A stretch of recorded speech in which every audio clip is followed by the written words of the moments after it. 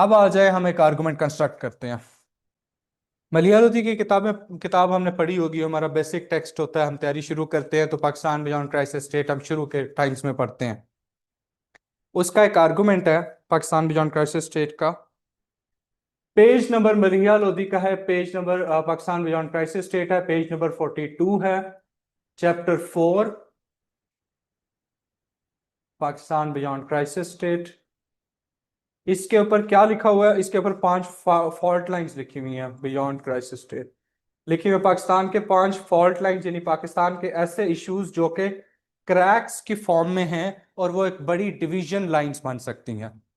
पाकिस्तान की 5 fault lines हैं, उनमें एक फॉल्ट लाइन वो कहते हैं वो है मलिया लोधी का। एक फॉल्ट लाइन है उसको कहते हैं बोरोड ग्रोथ। वो कहते हैं कि जी पाकिस्तान का मसला ये है, इकोनॉमिक मसला ये है कि हमारी जो ग्रोथ है वो बोरोड ग्रोथ है।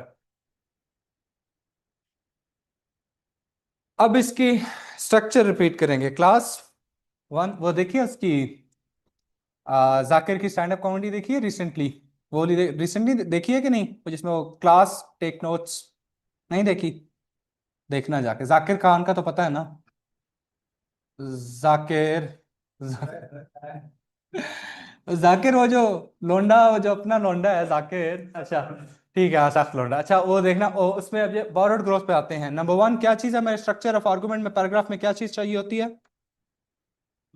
Opening statement, explanation, example, conclusion. आज हम ये सीख लें, इतना बहुत है। अच्छा, अब इसकी मैं ओपनिंग बनाता हूं।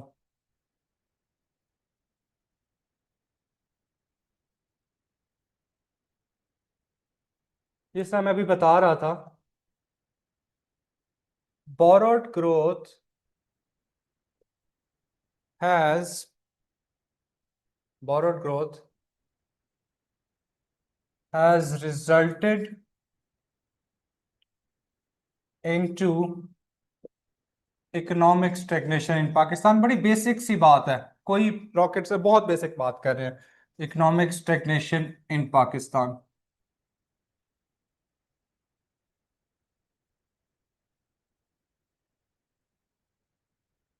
पहला सेंटेंस हो गया। हाँ, उसके बाद दूसरा सेंटेंस हम लिख सकते हैं कि absence of indigenous policy making, absence of indigenous policy making. Online वालों आपको सही नजर आ रहा है? मार्केट चेंज करने की जरूरत तो नहीं है? हाँ ठीक है, फिट है। Absence of indigenous policy making can not bring about a sustainable economic change या इकोनॉमिक ग्रोथ करने।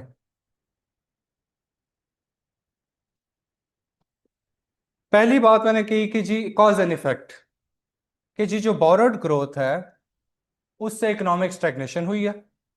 एक्सप्रेशन के अंदर आपकी एक चीज और भी लिखनी है कि शॉर्ट सेंटेंसेस लिखने हैं, लॉन्ग सेंटेंसेस नहीं लिखने, हमेशा short sentences. Borrowed growth has resulted into economic stagnation in Pakistan. Cause क्या जी? बोरोड ग्रोथ ने इकोनॉमिक स्टैग्नेशन कॉज कर दिया। एब्सेंस ऑफ इंडिजिनस, के इंडिजिनस आपकी पॉलिसी मेकिंग ना होने की वजह से एक सस्टेनेबल इकोनॉमिक ग्रोथ नहीं अचीव हो पा रही, पॉसिबल ही नहीं अचीव करना। अब ये हो गया ओपनिंग स्टेटमेंट नंबर 1। नंबर 2 मुझे चाहिए एक्सप्लेनेशन। ओपनिंग जो होगी ये 1 to 2 सेंटेंसेस में होगी। किसी भी पैराग्राफ की जो ओपनिंग होगी, हम पैराग्राफ कर रहे हैं, मेन बॉडी पैराग्राफ, इंट्रोडक्शन नहीं कर रहे। मेन बॉडी पैराग्राफ कर, इंट्रोडक्शन का स्ट्रक्चर डिफरेंट है। ओपनिंग जो होगी 1 to 2 सेंटेंसेस में होगी। अब explanation, explanation would be in 3 to 4 sentences. यहां पर आपका एनालिसिस आएगा, यहां पर आपकी आर्गुमेंटेशन की स्ट्रेंथ आएगी। यहां पर ये एक्सप्लेनेशन, हम हम तो एक्सप्लेनेशन देखते ही नहीं है ना पैराग्राफ में। बात की एग्जाम्पल की और एग्जाम्पल के ऊपर ही बात चलती रही और आगे चल पड़े। ये बहुत इंपॉर्टेंट फैक्टर है। एक्सप्लेनेशन, फॉर एग्जांपल कैसे एक्सप्लेनेशन करेंगे? मैं आइडियाज लिख देता हूं जिनसे एक एक आइडिया पे एक एक सेंटेंस बन सकता है। पूरा सेंटेंस लिखने की जगह नहीं है। पहला आइडिया ये है कि जी बोरोड ग्रोथ दो तरह की होती है। अब ये एक्सप्लेन कर रहे हैं हम इस आर्गुमेंट को। बोरोड ग्रोथ दो तरह की होती है। किस तरह, कैसे दो तरह की? Number one, foreign funded borrowed growth.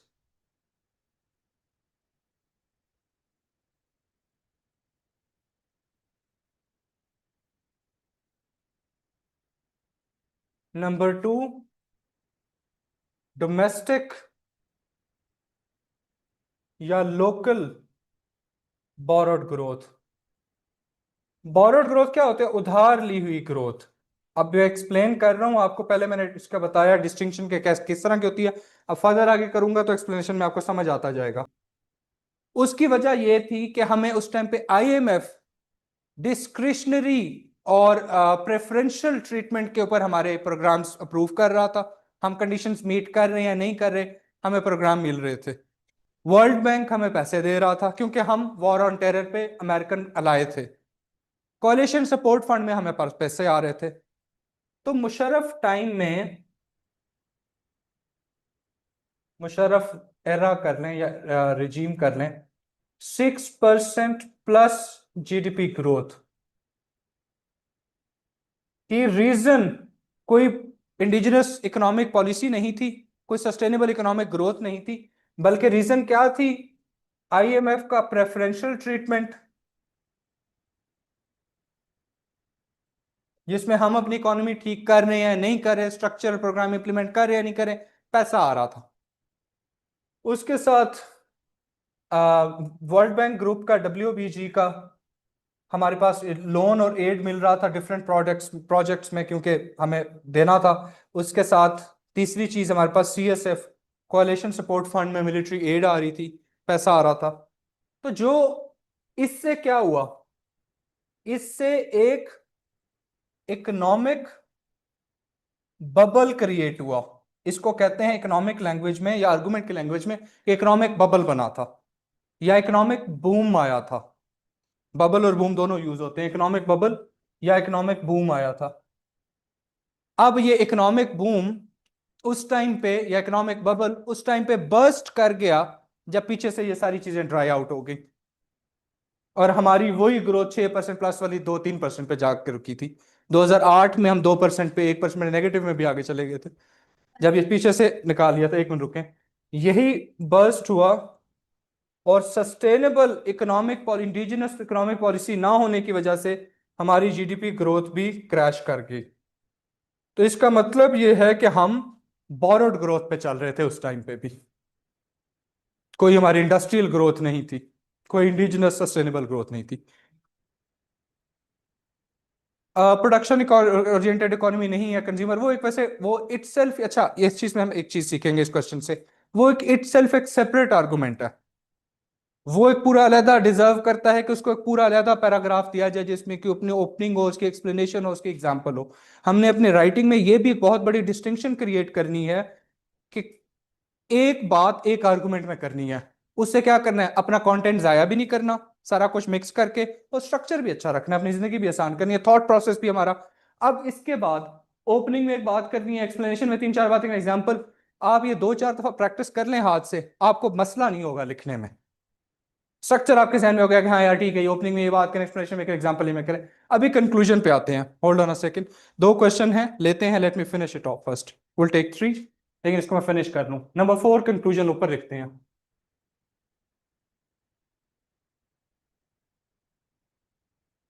Conclusion दो तरह का होता है, एक लिंकिंग कंक्लूजन होता है, दूसरा क्या होता है? Leading conclusion.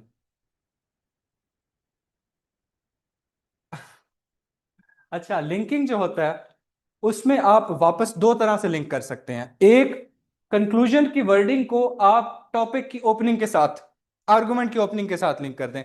For example, the bursting of the economic bubble in Musharraf time indicates that Pakistan was reliant on borrowed growth at that very time as well। वापस इसके साथ लिंक कर दिया।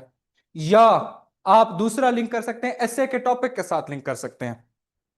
इकोनॉमिक इश्यूज पहले से आप टॉपिक डिस्कस कर रहे हैं, तो आप कह सकते हैं कि जी this bursting of economic bubble in Musharraf time indicate that Pakistan is a case of mixed economic case of mixed economic opportunities या mixed economic crisis या multitude of economic issues, कुछ भी आप कर सकते हैं वापस।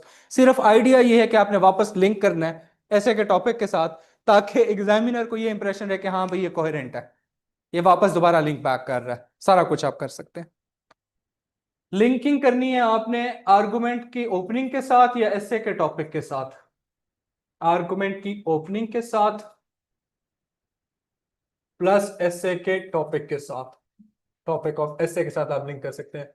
ये अब ठीक तरीका है, ये है कि आपने फर्ज पढ़ लिए, आप अगर अब सुन्नत वितर नफल भी पढ़ना चाहें तो वो लीडिंग है, जिसमें एक वेल निटेड तरीके से आप एक आर्गुमेंट को दूसरे आर्गुमेंट के साथ लिंक करते हुए जाते हैं।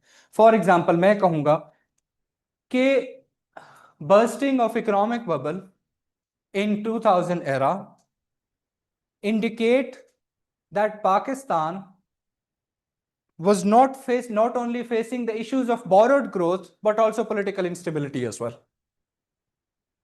कि सिर्फ borrowed growth के issues नहीं थे, ये यानी कि इकोनॉमिक क्राइसिस का होना ये इंडिकेट करता है कि सिर्फ हम borrowed growth पे रिलाई नहीं कर रहे थे, बल्कि हमारे पॉलिटिकल इंस्टेबिलिटी के भी इश्यूज थे। यहां पर borrowed growth plus political instability पे मैं बात कर लूंगा। borrowed growth, but not only borrowed growth but also political instability, political instability।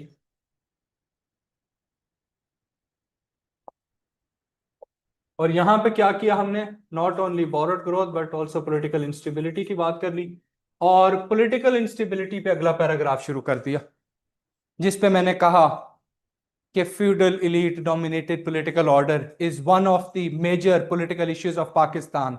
This order has resulted, this start करने की जरूरत नहीं है, such order has resulted in two dynastic politics and the elite political capture in Pakistan। ओ ये उसकी opening हो जाएगी, उसको आगे एक्सप्लेन करें, एग्जाम्पल दें, कंक्लूजन, अल्लाह हाफिज, उसको आगे लिंक करें, उसके कहें कि जी ये वीक पॉलिटिकल इंस्टीट्यूशंस या ये feudal elite dominated political order ने ना सिर्फ पॉलिटिकल इश्यूज क्रिएट किए हैं, बल्कि ओवरऑल पॉलिटिकल इंफ्रास्ट्रक्चर को भी वीक कर दिया। वीक पॉलिटिकल इंफ्रास्ट्रक्चर आपने ऐड किया, अगला आर्गुमेंट आए power asymmetry between elected and unelected institutions पे बात कर लें। पावर और एसिमेट्री को ऐड बात करें, ओपनिंग दें, एक्सप्लेनेशन दें, एग्जांपल दें, कंक्लूड करें, कंक्लूजन के अंदर आप बात कर लें कि जी पावर एसिमेट्री ने सिर्फ पॉलिटिकल वीकनिंग ऑफ इंस्टीट्यूशंस नहीं किया, बल्कि आल्सो स्टेट नैरेटिव्स को और स्टेट पॉलिसीज को भी अंडरमाइन किया या इन्फ्लुएंस किया। स्टेट पॉलिसीज को इन्फ्लुएंस करने की बात कर ली, अगला पैराग्राफ आप मिस यूज ऑफ रिलीजन या exploitation of religion in Pakistan पे लिख लें। वेल निटेड बेहतरीन तरीके से आप लिख सकते हैं। इसी तरह ये अब एक आर्गुमेंट का है, हम पूरे एसे के ये हमने आज 4 कंपोनेंट किए हैं, which is the opening, explanation, example and conclusion. हम एसे के अंदर क्लास के अंदर 18 कंपोनेंट्स करेंगे। मैं आपको लिखा देता हूं कि क्या 18, 2 हफ्ते में हम 18 कंपोनेंट का स्ट्रक्चर करेंगे।